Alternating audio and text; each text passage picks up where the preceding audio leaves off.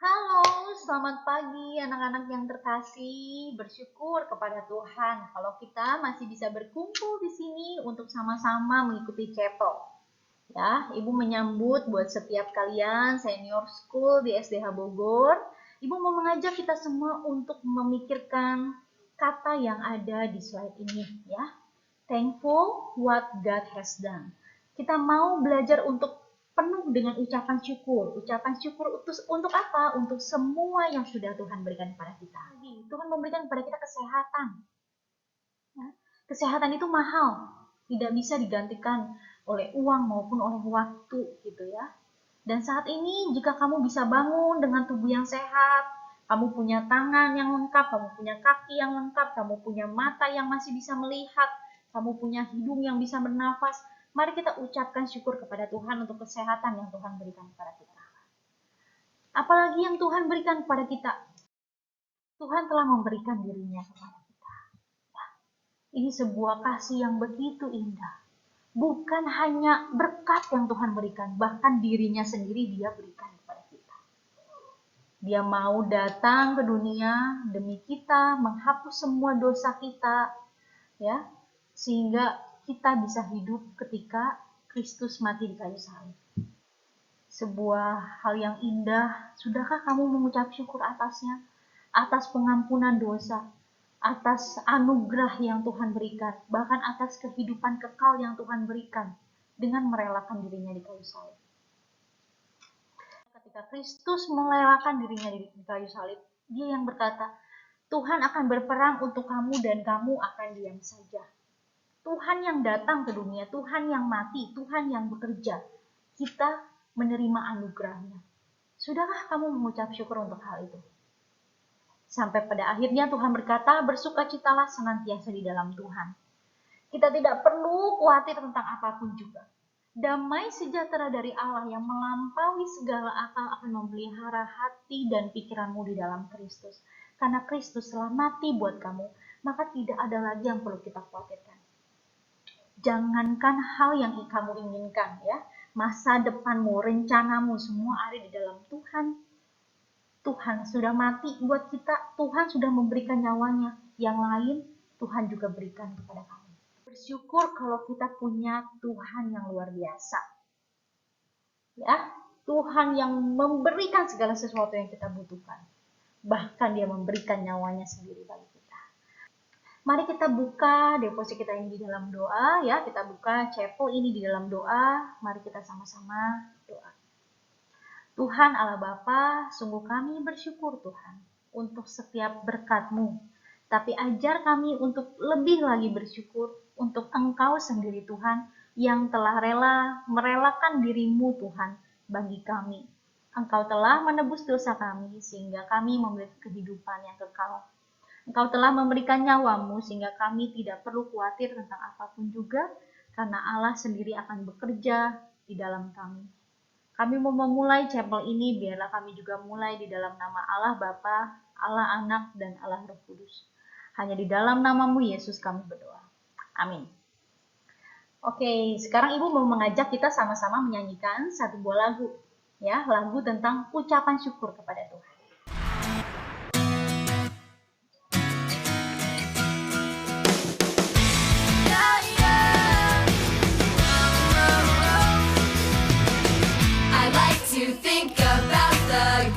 Of the Lord, He gives me everything I need and so much more. So I just want to lift my hands and say that I love Him. I just want to lift my heart in praise. And I want to be thankful. I want to be grateful. I want to remember everything that the Lord has done. I want to be thankful. I want to be grateful. I want to be. I want to be. I want to be.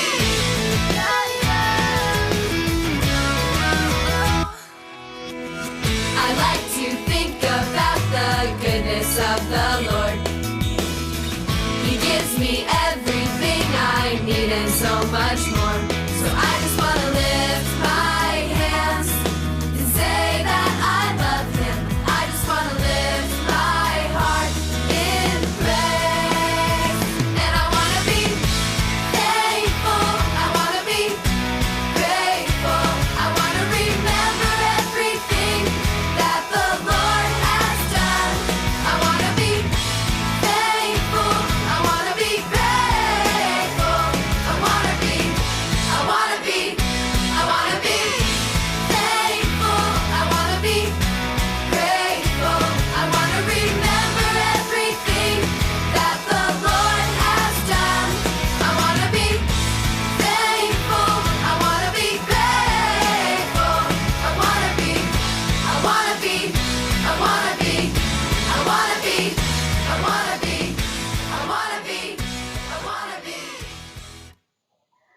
Oke, terima kasih ya untuk kita semua yang sudah menyanyikan. Kita mengucap syukur untuk setiap yang Tuhan berikan. Saat ini kita akan mendengarkan firman Tuhan yang akan dibawakan oleh Ibu Nata. Saya silakan untuk Ibu Nata. Silakan Ibu Nata.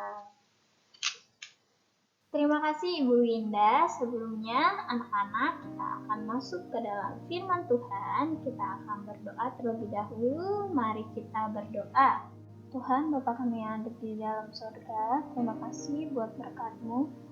Hari ini Tuhan kami akan melaksanakan chapel, kami akan bahas kembali mengenai kitab Keluaran, biar Engkau yang berkati, biar firman ini, apa yang Engkau mau sampaikan Tuhan itu dapat sampai kepada anak-anak-Mu.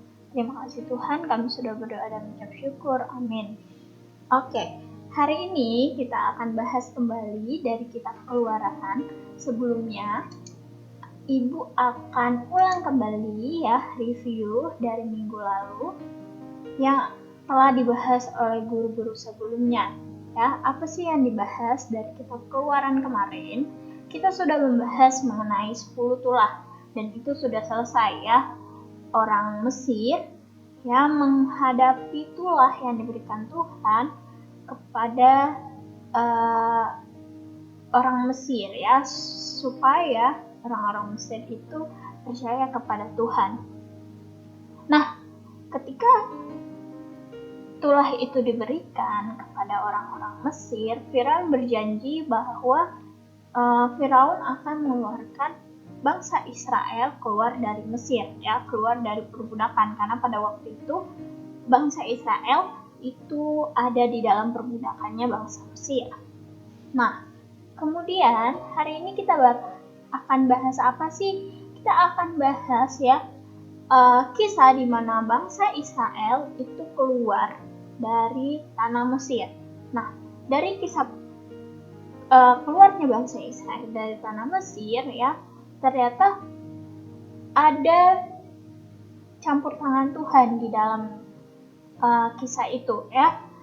Nah, ketika orang Israel keluar dari tanah Mesir itu menyeberangi laut Teberau. Nah, ini yang akan kita bahas pada hari ini. Ya, silakan kalian buka dari Alkitab kalian dari Keluaran pasal 14 ayat 15 sampai 31. Ya, yang punya Alkitab di rumah atau Alkitab digital boleh dibuka dari Keluaran pasal 14 ayat 15 sampai 31. Oke, sudah ketemu? Kita akan bahas bersama-sama ya. Nah, kita akan bahas per ayat ya. Kita akan bahas dulu dari ayat 15 sampai 18. Nah, di kisah ini di ayat 15 sampai 18 ya. Yang pertama di ayat 15 itu Allah menjanjikan pertolongan kepada bangsa Israel. Ya, terlihat di sini Allah bilang ke Musa sebagai perantara antara Allah dengan orang Israel, bahwa Allah akan benar-benar membebaskan atau menuntun bangsa Israel keluar dari tanah Mesir. Ayat 16 sampai 17 Allah memberikan instruksi kepada Musa. Ya, Musa sebagai perantara. Kemudian di ayat 18 Allah tidak menyuruh keluar begitu saja, tapi di sini Allah menjanjikan bahwa Allah yang akan berperang, ya. Ibu akan bacakan di ayat 18 ya. Maka orang Mesir akan mengetahui bahwa Akulah Tuhan apabila aku memperlihatkan kemuliaanku terhadap Firaun, keretanya dan orangnya yang berkuda. Nah, di ayat 15 sampai 18 ini merupakan latar belakang ya.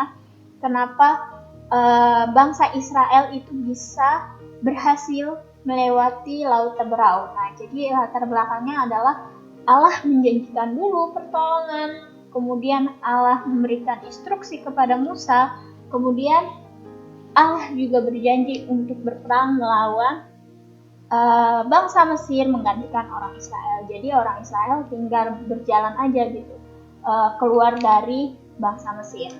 Nah, kita akan lihat apakah janji Allah ini ditepati dan instruksi yang diberikan Allah kepada Musa itu dikerjakan oleh Musa. Kita akan lihat di ayat selanjutnya di ayat 19 sampai 25. Ya.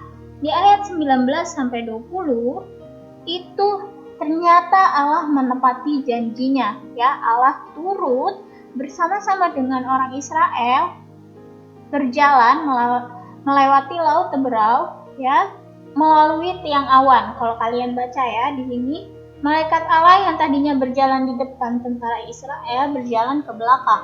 Nah, jadi ya Allah tidak meninggalkan dengan cara jalan di depan. Orang Israel biarin aja di belakang, ketinggalan. Itu tidak, tapi Allah yang tadinya di depan berjalan ke belakang melindungi orang-orang Israel. Ya, Allah melindungi umatnya. Dia benar-benar menepati janjinya. Kemudian di ayat 21 sampai 22, ya, kita bisa lihat di sini bahwa ternyata Musa mendengarkan instruksi dari Tuhan untuk mengangkat tongkatnya, membelah laut Teberau, ya. Di sini Ibu bacakan ya. Lalu Musa mengulurkan tangannya ke atas laut, dan semalam-malaman itu Tuhan menguapkan air laut dengan perantara angin timur yang keras, membuat laut itu menjadi tanah kering, maka terbelahlah air itu. Nah, jadi di sini tidak hanya Musa yang bekerja, tetapi Allah sepenuhnya bekerja. Musa hanya tinggal siap mendengarkan instruksi dari Allah. Kemudian di ayat 23 sampai 25, ya, seperti ayat sebelumnya yang tadi latar belakang, ternyata Allah benar-benar menepati janjinya untuk berperang. Ya, berperang dan bekerja sendiri melalui kemuliaannya. Kita akan baca ya. Ibu bacakan buat kalian. Orang Mesir mengejar dan menyusul mereka, segala kuda Firaun, keretanya dan orangnya yang berkuda, sampai ke tengah laut. Dan pada waktu jaga pagi, Tuhan yang di dalam tiang api dan awan itu memandang kepada tentara orang Mesir, lalu dikacaukannya tentara orang Mesir itu. Ia membuat roda keretanya berjalan miring dan maju dengan berat, sehingga orang Mesir berkata, marilah kita lari meninggalkan orang Israel, sebab Tuhanlah yang berperang untuk mereka melawan Mesir. Nah, jadi di ayat ini Allah benar-benar menepati janjinya untuk berperang melawan bangsa Mesir, ya, menggantikan orang Israel. Ya, Allah di sini berperang sendirian. Tiba-tiba rodanya tergelincir, kudanya jatuh. Itu adalah kemuliaan Tuhan atau karya Tuhan, kuasa Tuhan untuk membela umatnya. Kemudian di ayat selanjutnya, di ayat 26 sampai 31, ya. Di sini Allah menginstruksikan kembali kepada Musa untuk mengembalikan laut yang sudah terbelah, ya. Lautnya kan terbelah untuk orang Israel jalan, kemudian Musa diinstruksikan kembali untuk mengembalikan laut itu menjadi tenang. Nah, Ibu akan bacakan ya di ayat 27. Musa mengulurkan tangannya ke atas laut, maka menjelang pagi berbaliklah air laut ke tempatnya. Jadi ini adalah pekerjaan Tuhan, ya. Kalau kita lihat, Allah menuntaskan pekerjaannya. Tidak hanya di awal, ya, Tuhan mengerjakan pekerjaannya, berperang, menuntun bangsa Israel keluar dari Mesir dengan melewati laut Teberau, menginstruksikan Musa, tetapi di sini Allah menyelesaikan pekerjaannya, ya. Di sini kita bisa lihat di ayat 28 sampai 31 bahwa bangsa Israel berhasil keluar dari tanah perbudakan, yaitu tanah Mesir, ya, melewati laut Teberau yang dibelah oleh Tuhan sendiri, begitu. Nah, di sini Allah benar-benar menyelamatkan umatnya. Apa sih yang mau kita pelajari, ya, dari kisah bangsa Israel keluar dari tanah Mesir melewati laut Teberau? Ada 3 poin, ya, yang bisa kita pelajari bersama ketika Ibu membaca ayat ini. Yang pertama, Allah menepati janjinya. Kita bisa lihat tadi di ayat awal, ayat 15 sampai 18 itu latar belakang bahwa Allah mengucapkan janjinya, ya. Allah mengucapkan janjinya Kemudian di ayat setelahnya, di ayat 19, Allah benar-benar menepati janjinya. Kemudian yang kedua, refleksi kedua, Allah berperang ganti kita. Gitu. Jadi ketika Allah sudah berjanji akan berperang, ya, menggantikan umatnya, atau di sini di kitab Keluaran ini dikatakan berperang menggantikan orang Israel, ya, berarti Allah benar-benar sepenuhnya yang bekerja, bukan kita yang bekerja. Tapi Bu, di situ Musa bekerja sendirian, nggak ada yang bantu gitu. Berarti ada campur tangan manusia dong? Tidak, ya. Allah cuma hanya mau, ya, kembali lagi, apakah orang Israel taat, apakah Musa taat ketika diberikan instruksi, ya. Walaupun semuanya dikerjakan oleh Allah, tapi Tuhan mau lihat ketaatan umatnya. Kemudian Allah melindungi, ya. Kita bisa lihat tadi bahwa Allah tidak berjalan di depan, kita di belakang, orang Israel di belakang, Allah jalan sendirian di depan, lalu orang Israel ditinggalkan. Tidak, tapi Allah yang tadinya di depan, ya, memimpin bangsa Israel, kemudian berpindah ke belakang, ya, dengan tujuan apa? Dengan tujuan malaikat Allah atau Allah sendiri itu mau melindungi umatnya, begitu. Kemudian apa yang bisa kita aplikasikan, ya, di kehidupan sehari-hari? Yang pertama itu kita bisa belajar bahwa Allah sudah membantu kita, maka kita bagaimana cara kita atau cara manusia itu memuliakan Allah ketika kita sudah dibantu, ketika Allah sudah berperang menggantikan kita. Di sini kalau kalian baca nanti di ayat selanjutnya, itu cara bangsa Israel itu mengucapkan terima kasih, mengucapkan ucapan syukur kepada Tuhan, yaitu melalui pujian dan penyembahan, ya. Di ayat 15-an kalian baca, di situ ada nyanyian Musa dan Israel. Itu merupakan bentuk ucapan syukur atau bentuk terima kasih.